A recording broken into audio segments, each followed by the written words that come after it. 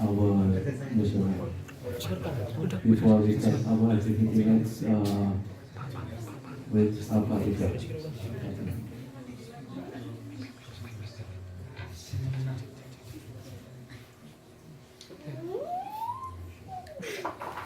Okay, in this moment, the speech will be delivered by Bapak Irfan Dajjal with the topic Alkahfi. Time is yours, Pak. Tanpa basa-basi. Langsung. Assalamualaikum warahmatullahi wabarakatuh. Waalaikumsalam warahmatullahi wabarakatuh. Alhamdulillah, alhamdulillah, wa bihi nasta'in wa ala umuri wa ala alihi wa sahbihi wa sallam. Praise be to Allah and salawat and salam to Rasulullah sallallahu alaihi wasallam. Thank you very much for the time that is given to me tonight. Tonight I'm going to deliver I'd like to discuss with you guys about Surah Al-Kahfi. And actually this topic I have already talked about it many times here. So I think almost half % of you guys have already heard about it. But since I don't have time to prepare, so I just come up with this again. So, but I think it's okay. I mean, Islamic teaching sometimes, it's not about what I say. Sometimes it's about the barakah. When we sit in the majlis where we talk about Islam, then Allah will give new knowledge. Although the knowledge that is being talked about is the same thing, inshallah. Because I heard one of the ulama say that when he is trying to understand Surah Al-Ikhlas, he keep getting new knowledge from it. Every time he read and he try to understand it, the more time he spend, the more he get new knowledge. It's about barakah. So I think it's okay. Let's just continue with this. Okay, so why do I want to talk about Surah Al-Kahfi? Because Al-Kahfi is very, very related to Friday time, Friday day. So this is two hadiths which talk about it, and Friday, and also related to Dajjal. So the first hadith: whoever read Surah Al-Kahfi on Friday, he will be blessed with light between two Jumu'ah. Okay, so when you read Surah Al-Kahfi, then you will between Jumu'ah, you will get a blessing between Jumu'ah. So this is the first one. So it's Al-Kahfi and Friday is related. The second one is hadith number 2 from Abu Darda radhiyallahu anhu. Rasulullah said, whoever study with his heart 10 verse of the first ayah of Surah Al-Kahfi, he will be protected by Dajjal fitnah. Hadith riwayat Muslim. So there is a 3 correlation, okay? Al-Kahfi, Friday, and Dajjal. So, and also we know that Friday is also a very important day in Islamic teaching. All right. So now let's go to Dajjal. Okay, because here it says will be protected by from Dajjal fitnah. So maybe you guys have know already. Dajjal is a human being that will be appear at the end of the earth masa, the earth period. We have a lot of period, like before we were born, in alam ruh, and in alam our mother's womb, and etc. And then so this is the alam dunya, and in this alam dunya we're going to face a lot of fitnah, a lot of turbulence in life, and one of the turbulence is Dajjal. And here it says that the turbulence of Dajjal, if you see at the first one here, it says that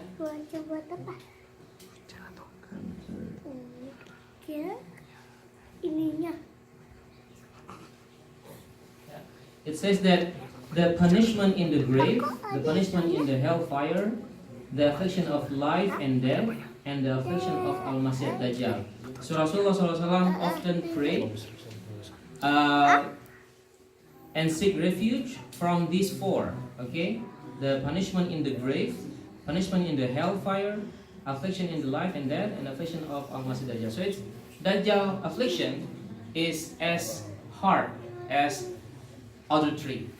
So Dajjal affliction is a big one.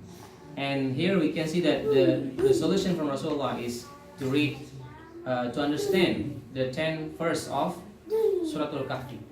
So it's really important for us because as you know that Rasulullah said that between his coming and the end of the day, the end of the Qiyamah, it's like two finger like this. So it's very near. And it's been like 1,500 years already. So probably the end of time will happen soon, but we don't know. So that's why I think it is very important for us as the generation of the end of era like this to understand about Dajjal. And then also Dajjal also, it says here that Dajjal cannot enter Medina. And then Dajjal is a person. Some ulama said that Dajjal is not a person. Dajjal is just a metaphor. You know, like, okay, Dajjal is like a one eye, so it's like a television. Television today is changing changing our society, right? It's changing our society. No, it's phone. So some people say, oh, this is like Dajjal, but actually in many hadiths Rasulullah said that Dajjal is a man with one eye, with curly hair, and etc. So it's a human. And it will come in the end of the day after the appearance of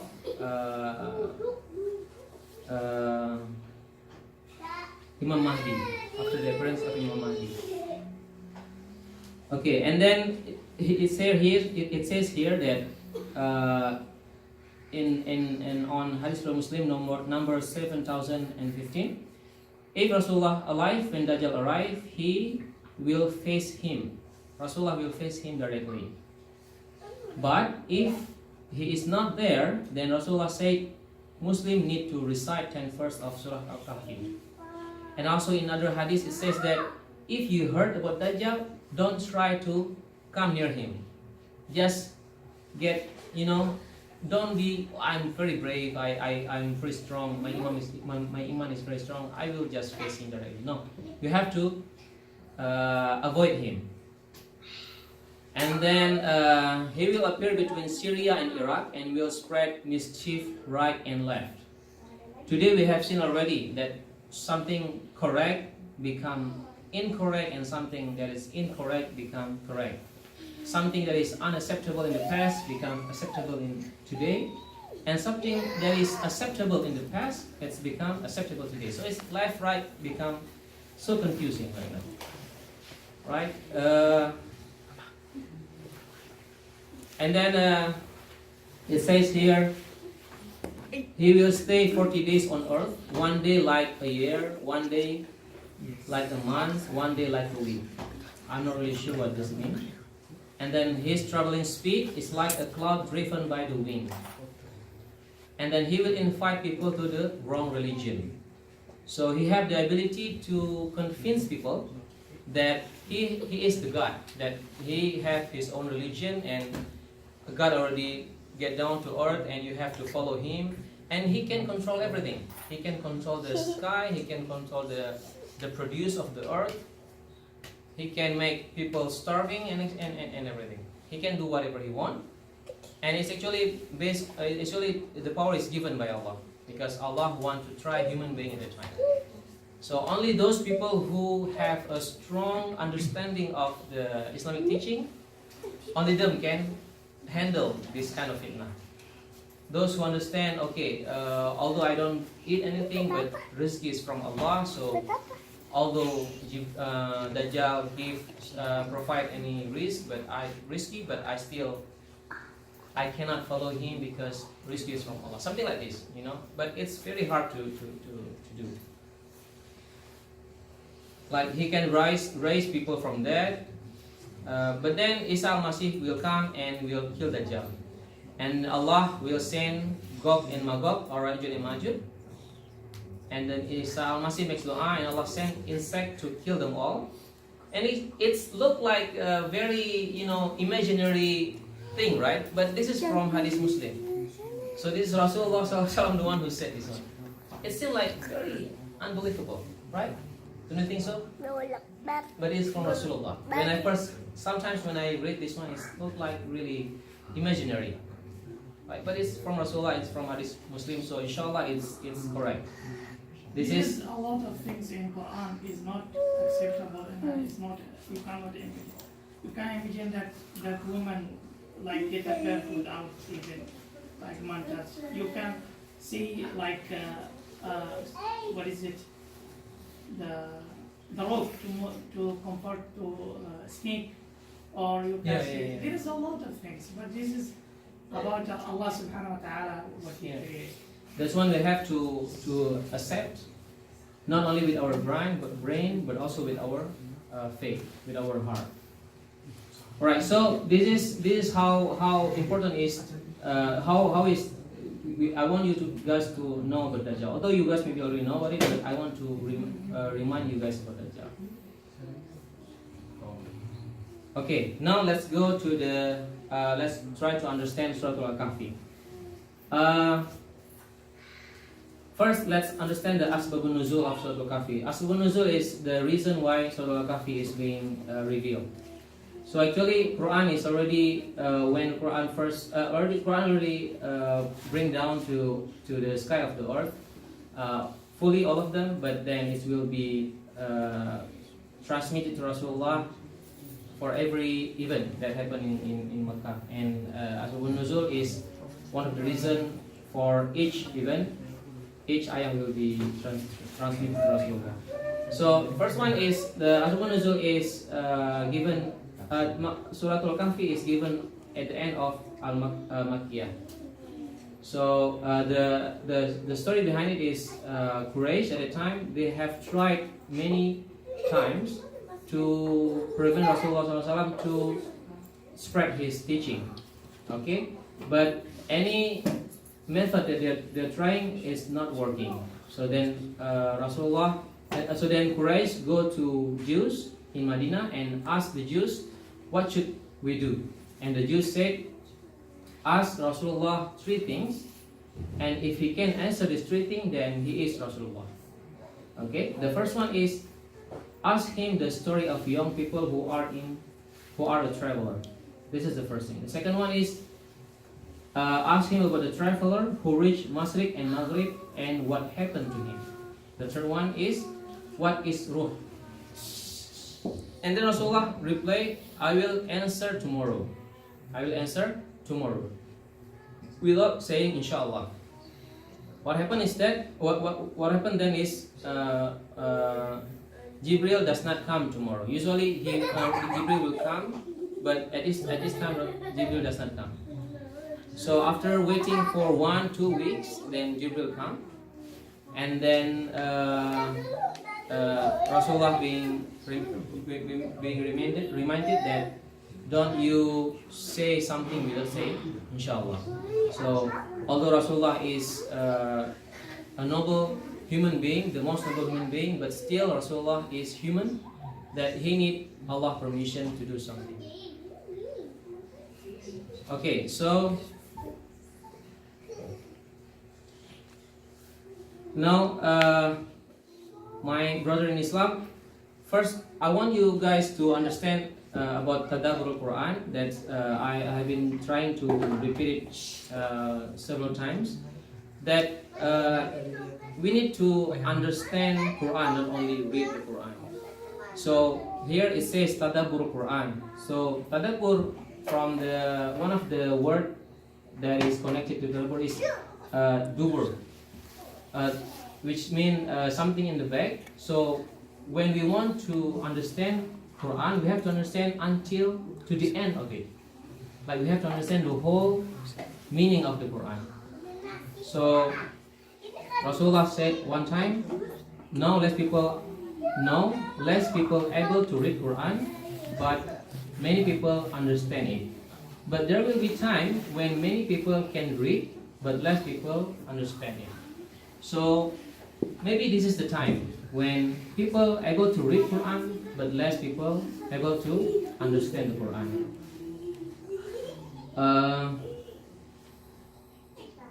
Okay, so let's go next. I think it's 8 o'clock already. Wow, time flies so fast. Okay, so now let's go to the 4 main stories in Surah Al-Kahfi.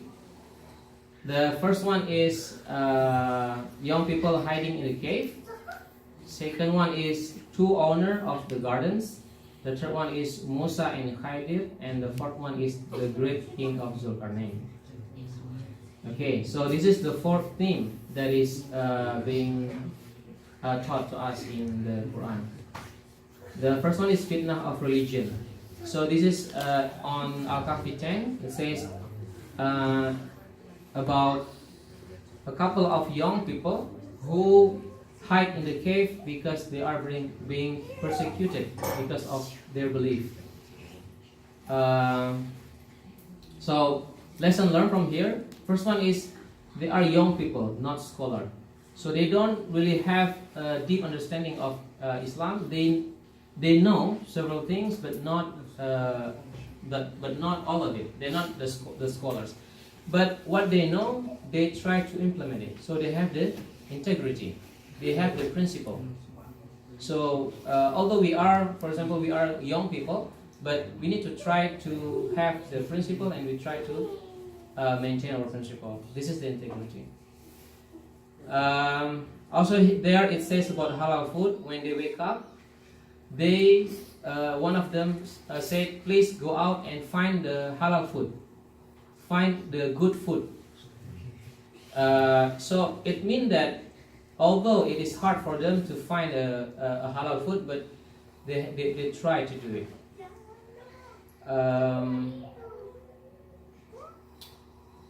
Okay, this is a lot of things. So, but let's see to this one. Okay, so this is actually related to the story of Christianity religion. Okay, so in Christian religion, because they are being forced to believe based on the teaching of the church, so many of them then abandon the religion, and they abandon from first they believe in God to believe in the to understanding the universe, from understanding the soul to understanding the body, from understanding the afterlife to understanding what is happening now, and from understanding the revelation to logic, and from understanding the unseen to understanding the seen. So this is called secularism, and until now this knowledge have been growing. This change of phenomena have growing, where people forget about God and their knowledge about universe gets stronger and everything, but they forget about God, soul, afterlife, revelation, and unseen. So this is related to this story. Next one, fitnah of wealth. So here on Alkahfi 32, it said about a couple of young people. It's about two people, two guys. The first one have both of them have a wealth, but the first one have more wealth than the second one, and the first one is very arrogant with the wealth. He think that this wealth coming, he get this wealth because of his effort. So then because of this, Allah punish him. So for us, if we have any risky from Allah, don't think that this is from us, but this is from Allah. The next one is fitnah of knowledge. Fitnah of knowledge is this is the story of Musa and Nabi Khadir, where Musa is a very knowledgeable person, but then he have to go and meet Nabi Khadir. in order to learn something that he has not yet learned. And the last one is the story of fitna of power. It's about Zulkarnain. Zulkarnain is one of the king that is teach in the Quran, and he is, although he is a very powerful, but he is very pious person. So this is 4 fitna that is taught in Alkahfi. And why is this important? Because all of this fitna will be used by Dajjal to divert, to change human faith. So by understanding all of this fitna, by understanding the Alkahfi, we hope that when Dajjal came, we will understand that this is just fitna, and we need to be able to fight for this fitna. This is all my speech today. I hope there will be some lesson learned that we can learn together. That's it. Assalamualaikum warahmatullahi wabarakatuh. Waalaikumsalam warahmatullahi wabarakatuh. Thank you.